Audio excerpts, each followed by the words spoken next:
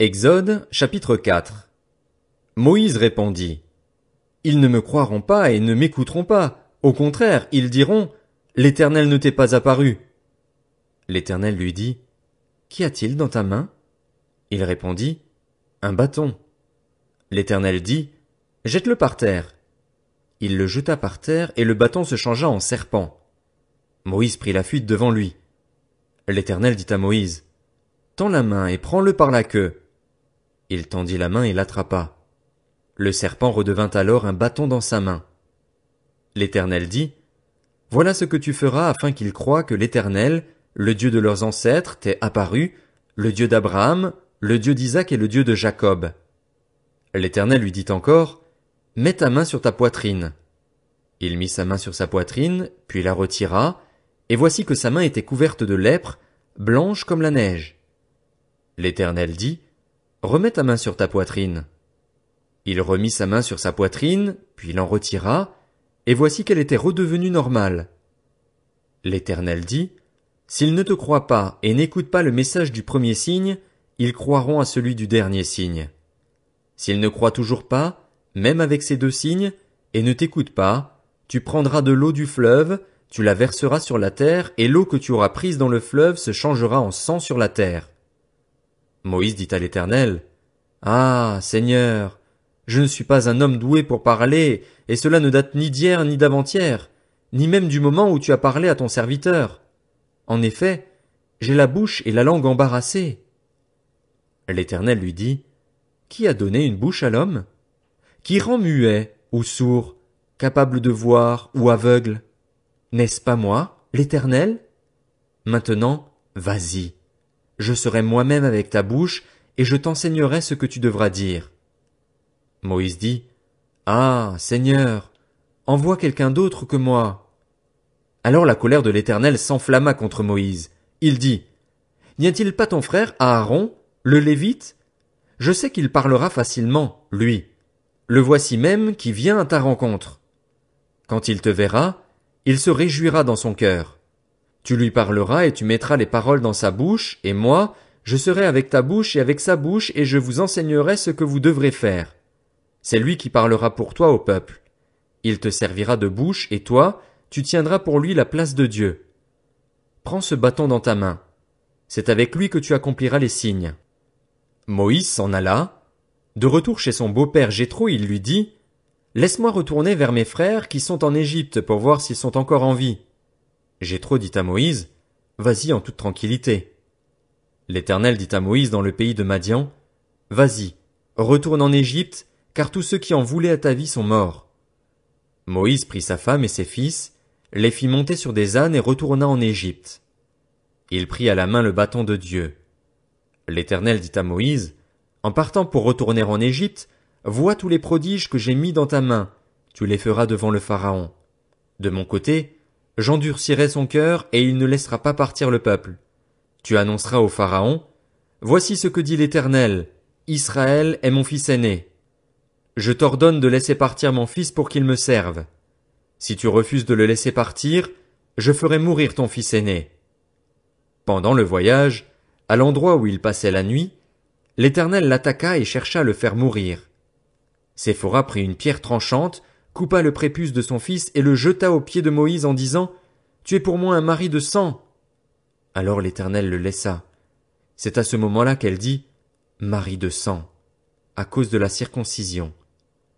L'Éternel dit à Aaron: Va dans le désert à la rencontre de Moïse. Aaron partit, il rencontra Moïse à la montagne de Dieu et l'embrassa. Moïse informa Aaron de toutes les paroles de l'Éternel, celui qui l'avait envoyé, et de tous les signes qu'il lui avait ordonné d'accomplir. Moïse et Aaron poursuivirent leur chemin et rassemblèrent tous les anciens des Israélites. Aaron rapporta toutes les paroles que l'Éternel avait dites à Moïse et accomplit les signes sous les yeux du peuple. Le peuple crut. Ils apprirent que l'Éternel s'occupait des Israélites, qu'il avait vu leur souffrance, et ils se prosternèrent et adorèrent. Exode, chapitre 5. Moïse et Aaron allèrent ensuite annoncer au Pharaon: Voici ce que dit l'Éternel, le Dieu d'Israël. Laisse partir mon peuple pour qu'il célèbre une fête en mon honneur dans le désert. Le Pharaon répondit: Qui est l'Éternel, pour que j'obéisse à ses ordres en laissant partir Israël? Je ne connais pas l'Éternel, et je ne laisserai pas partir Israël. Ils dirent, Le Dieu des Hébreux s'est présenté à nous. Permets-nous de faire 3 journées de marche dans le désert pour offrir des sacrifices à l'Éternel, notre Dieu, afin qu'il ne nous frappe pas de la peste ou de l'épée. Le roi d'Égypte leur dit, Moïse et Aaron, pourquoi détournez-vous le peuple de son travail? Retournez à vos corvées. Le Pharaon ajouta, Ce peuple est maintenant nombreux dans le pays, et vous lui feriez interrompre ses corvées. Le jour même, le Pharaon donna aux inspecteurs et aux commissaires du peuple l'ordre suivant, Vous ne donnerez plus comme avant de la paille au peuple pour faire des briques. Ils iront eux-mêmes ramasser de la paille. Vous leur imposerez néanmoins la quantité de briques qu'ils faisaient auparavant, vous n'en supprimerez rien. En effet, ce sont des paresseux. Voilà pourquoi ils crient, Allons offrir des sacrifices à notre Dieu. Que l'on charge ces gens de travail, qu'ils y soient occupés, et ils ne prêteront plus attention à des paroles mensongères. Les inspecteurs et les commissaires du peuple vinrent annoncer au peuple, Voici ce que dit le Pharaon. Je ne vous donne plus de paille. Allez vous-même vous procurer de la paille où vous en trouverez, car l'on ne supprime rien de votre travail. Le peuple se dispersa dans toute l'Égypte pour ramasser du chaume en guise de paille. Les inspecteurs insistaient. Terminez votre tâche. Chaque jour, la tâche journalière, comme quand il y avait de la paille. On battit même les commissaires des Israélites, établis sur eux par les inspecteurs du Pharaon. Pourquoi, disait-on, n'avez-vous pas fini hier et aujourd'hui, comme avant, la quantité de briques qui vous avait été fixée? Les commissaires des Israélites allèrent se plaindre au Pharaon en disant, Pourquoi traites-tu ainsi tes serviteurs? On ne donne pas de paille à tes serviteurs et l'on nous dit, Faites des briques. Et voici que tes serviteurs sont battus comme si ton peuple était coupable.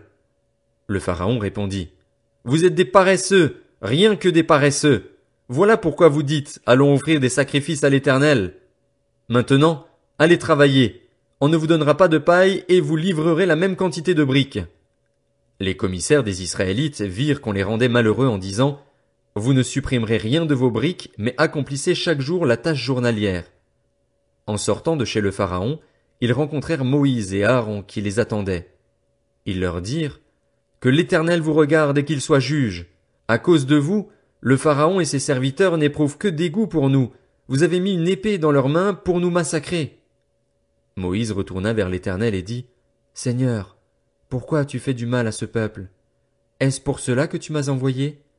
Depuis que je suis allé trouver le Pharaon pour parler en ton nom, il fait du mal à ce peuple, et tu n'as pas du tout délivré ton peuple. Exode, chapitre 6. L'Éternel dit à Moïse, Tu vas voir maintenant ce que je ferai au Pharaon. Une main puissante le forcera à les laisser partir, une main puissante le forcera à les chasser de son pays. Dieu s'adressa encore à Moïse et dit, Je suis l'Éternel. Je suis apparu à Abraham, à Isaac et à Jacob comme le Dieu Tout-Puissant, mais je ne me suis pas pleinement fait connaître à eux sous mon nom, l'Éternel. J'ai aussi établi mon alliance avec eux. J'ai promis de leur donner le pays de Canaan, le pays où ils ont séjourné en étranger. J'ai entendu les gémissements des Israélites, que les Égyptiens tiennent dans l'esclavage, et je me suis souvenu de mon alliance. C'est pourquoi dis aux Israélites, Je suis l'Éternel, je vous libérerai des travaux dont vous chargent les Égyptiens. Je vous délivrerai de leur esclavage et je vous rachèterai avec puissance et par de grands actes de jugement. Je vous prendrai pour que vous soyez mon peuple, je serai votre Dieu et vous saurez que c'est moi, l'Éternel, votre Dieu, qui vous libère des travaux dont vous chargent les Égyptiens. Je vous ferai entrer dans le pays que j'ai juré de donner à Abraham, à Isaac et à Jacob, je vous le donnerai en possession, moi l'Éternel. C'est ainsi que Moïse s'adressa aux Israélites, mais leur impatience et la dureté de l'esclavage les empêchèrent de l'écouter. L'Éternel dit à Moïse, Va parler au Pharaon, au roi d'Égypte, pour qu'il laisse les Israélites partir de son pays. Moïse répondit en présence de l'Éternel, Les Israélites ne m'ont pas écouté. Comment le Pharaon m'écouterait-il, moi qui n'ai pas la parole facile? Cependant l'Éternel parla à Moïse et à Aaron, et il leur donna des ordres au sujet des Israélites et au sujet du Pharaon, du roi d'Égypte, pour faire sortir les Israélites d'Égypte. Voici leurs chefs de famille. Fils de Ruben, le fils aîné d'Israël, Enoch, Palu, Hetzron et Carmi. Tels sont les clans de Ruben. Fils de Siméon, Jémuel, Jamin, Ohad, Jakin et Tsochar, ainsi que Saül, le fils de la Cananéenne. Tels sont les clans de Siméon. Voici les noms des fils de Lévi en fonction de leur lignée. Gershon, Kehat et Merari. Lévi vécut 137 ans. Fils de Gershon, Libni et Shimei et leurs clans. Fils de Kehat, Amram, Jitséar, Hébron et Uziel. Kehat vécut 133 ans. Fils de Merari, Mashli et Mushi. Tels sont les clans de Lévi en fonction de leur lignée. Amram prit pour femme sa tante Jochébed, et elle lui donna pour fils Aaron et Moïse. Amram vécut 137 ans. Fils de Jitséar, Coré, Népheg et Zikri. Fils d'Uziel, Mishaël, Eltsaphan et Sitri. Aaron prit pour femme Élishéba, fille d'Aminadab et sœur de Nachshon, et elle lui donna pour fils Nadab, Abihu, Éléazar et Ithamar. Fils de Coré, Assir, Elkana et Abiasaph. Tels sont les clans des Coréites. Éléazar, fils d'Aaron, prit pour femme une des filles de Putiel, et elle lui donna pour fils Phiné. Tels sont les chefs de famille des Lévites avec leurs clans. C'est à cet Aaron et ce Moïse que l'Éternel dit, « Faites sortir les Israélites d'Égypte en corps d'armée. » Ce sont eux qui parlèrent au Pharaon, au roi d'Égypte, pour faire sortir les Israélites d'Égypte. Il s'agit de ce Moïse-là et de cet Aaron-là. Lorsque l'Éternel parla à Moïse en Égypte, il lui dit, « Je suis l'Éternel, répète au Pharaon, au roi d'Égypte, tout ce que je te dis. » Moïse répondit en présence de l'Éternel, « Je n'ai pas la parole facile. Comment le Pharaon m'écouterait-il » Exode, chapitre 7. L'Éternel dit à Moïse, « Regarde, je te fais Dieu pour le Pharaon, et ton frère Aaron sera ton prophète. Toi, tu diras tout ce que je t'ordonnerai, et ton frère Aaron parlera au Pharaon pour qu'il laisse les Israélites partir de son pays.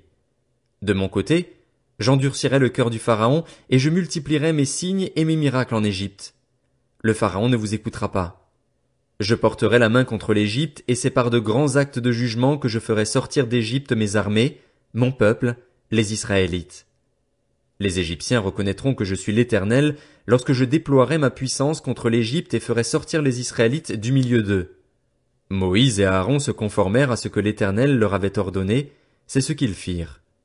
Moïse était âgé de 80 ans et Aaron de 83 ans lorsqu'ils parlèrent au Pharaon. L'Éternel dit à Moïse et à Aaron, « Si le Pharaon vous dit, faites un miracle, tu ordonneras à Aaron, prends ton bâton et jette-le devant le Pharaon. Le bâton se changera alors en serpent. » Moïse et Aaron allèrent trouver le Pharaon et se conformèrent à ce que l'Éternel avait ordonné. Aaron jeta son bâton devant le Pharaon et devant ses serviteurs, et il se changea en serpent. Cependant, le Pharaon appela des sages et des sorciers, et les magiciens d'Égypte, eux aussi, en firent autant par leurs sortilèges. Ils jetèrent tous leurs bâtons et ceux-ci se changèrent en serpents. Mais le bâton d'Aaron engloutit les leurs. Le cœur du Pharaon s'endurcit, et il n'écouta pas Moïse et Aaron.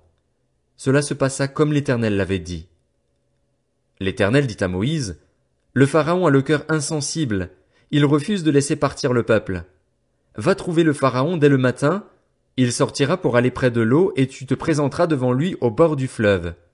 Tu prendras à la main le bâton qui a été changé en serpent et tu diras au Pharaon, « L'Éternel, le Dieu des Hébreux, m'a envoyé vers toi pour te dire, laisse partir mon peuple afin qu'il me serve dans le désert, et jusqu'à présent tu n'as pas écouté.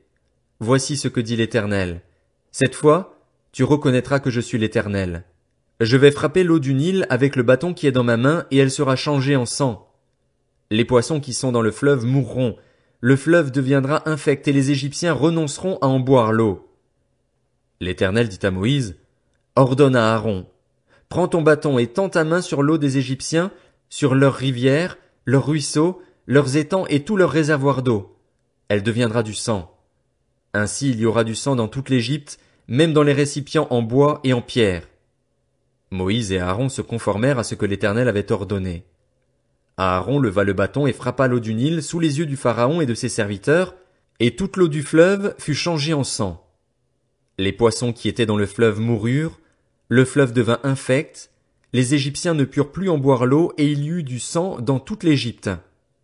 Cependant, les magiciens d'Égypte en firent autant par leurs sortilèges. Le cœur du Pharaon s'endurcit et il n'écouta pas Moïse et Aaron. Cela se passa comme l'Éternel l'avait dit. Le Pharaon se détourna d'eux et rentra chez lui. Il ne prit même pas ces événements à cœur. Tous les Égyptiens creusèrent aux environs du fleuve pour trouver de l'eau à boire, car ils ne pouvaient pas boire de l'eau du Nil. 7 jours passèrent après que l'Éternel eut frappé le Nil. L'Éternel dit à Moïse, « Va trouver le Pharaon et tu lui annonceras, Voici ce que dit l'Éternel. Laisse partir mon peuple afin qu'il me serve. Si tu refuses de le laisser partir, je frapperai tout ton territoire par des grenouilles. Le fleuve pullulera de grenouilles. Elles en sortiront et pénétreront dans ta maison, dans ta chambre à coucher et dans ton lit, chez tes serviteurs et ton peuple, dans tes fours et tes pétrins.